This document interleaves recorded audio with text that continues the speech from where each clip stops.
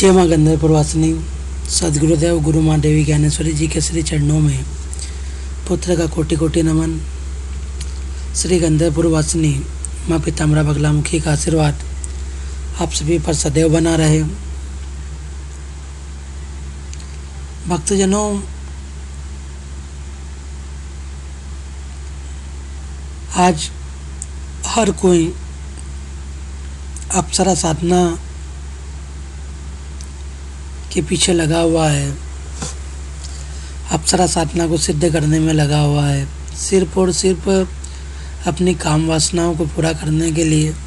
लेकिन यह गृहस्थ लोगों के लिए नहीं है, यह बड़ी ही उग्र साधना है। आज हम इसी विषय पर बात करेंगे कि क्या अप्सरा साधनाएं ठीक होती है हमारे लिए।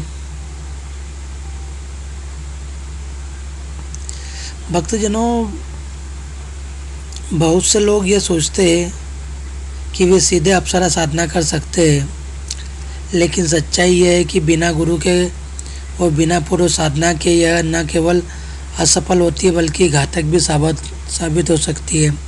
आजकल लोग सिर्फ यूट्यूब पर देखकर सुनकर उसके बारे में आकर्षित होते हैं और करने की सोचते हैं।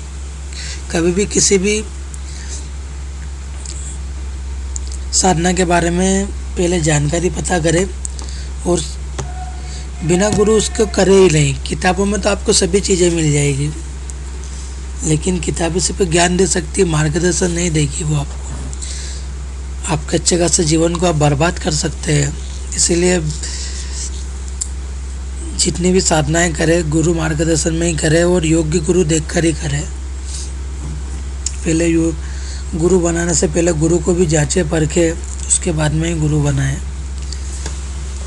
क्योंकि तंत्र की लाइन बहुत ख़राब है।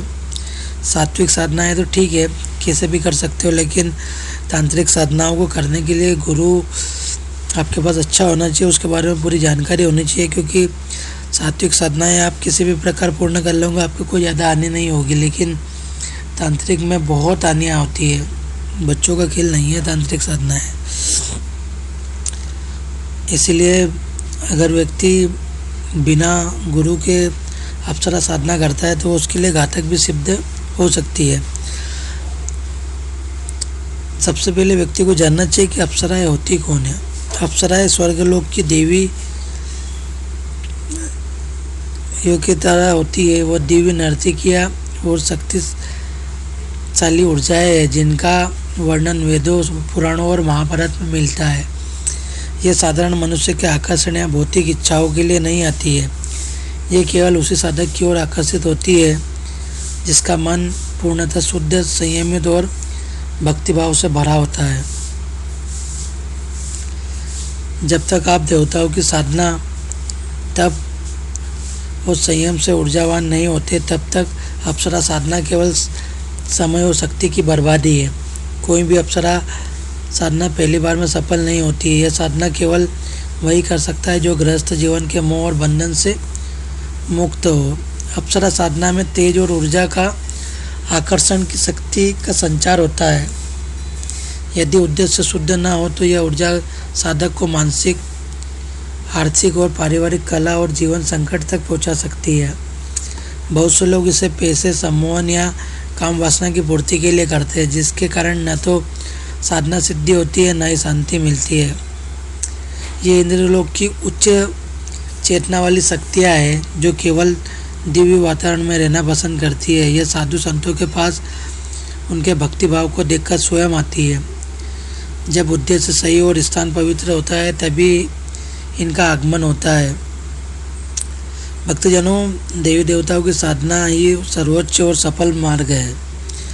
अपने कुल देवता, पितृ, ग्राम देवता, शिव, हनुमान, माता, भैरव आदि की साधना करें। यही आपको सब कुछ दिला सकते हैं जो कोई भी शक्ति दूसरी और अन्य शक्ति नहीं दे सकती है। जब आप ईश्वर के प्रति समर्पित हो जाते हैं तब आवश्यक शक्तियाँ स्वयं आपके जीवन में प्रकट हो जाती है। अगर आप भी आपके जीवन में आने वाली समस्याओं से परेशान हैं तो माता बगलामुखी के श्री चरणों में आपकी अर्जी लगाए।